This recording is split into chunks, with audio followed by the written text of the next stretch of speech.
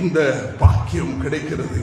இந்த மாசத்துல 10 நாட்கள்ல சில நாட்களை கழிச்சிட்டோம், இன்னும் சில நாட்கள் தான் இருக்குது. இந்த மாதத்து போல சிறப்பான, இந்த 10 நாட்களை போல சிறப்பான நாட்கள் அது அடுத்த வருஷம் தான் கிடைக்கும். ரமதானுக்கு அல்லாஹ் ஒரு தனித்துவத்தை வச்சிருக்கிறார். ஆனா ஹஜ் என்பது இந்த 10 நாட்கள் உள்ளதான். அல் ஹஜ் அல் அரஃப், ஹஜ் அரஃபா, ஹஜ் என்பது அது அரஃபாவுடைய நாள், அது 9வது தினம். யாரும் இந்த பொருளியை கிளப்ப வேண்டாம். நாங்க நோன்பு பிடிப்போம், அரஃபாவுடைய நோன்பு அது வெள்ளிக்கிழமை 6ஆம் திகதி, பெருநாள் கொண்டாடுவோம் 7ஆம் திகதி, அங்கே அரஃபா 5ஆம் திகதி.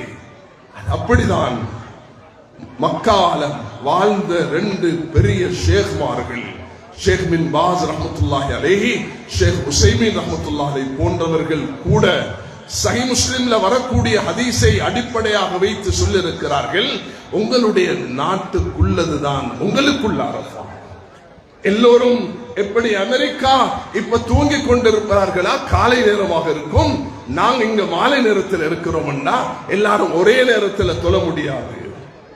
மறுபக்கத்தில் ஆஸ்திரேலியா மகரிப இஷாவெல்லாம் முடிஞ்சிட்டு தூங்கி கொண்டிருக்கிறார்கள். அது சாத்தியம் இல்லை, எல்லாத்தையும் உண்டுபடுத்துவது சாத்தியம் இல்லை.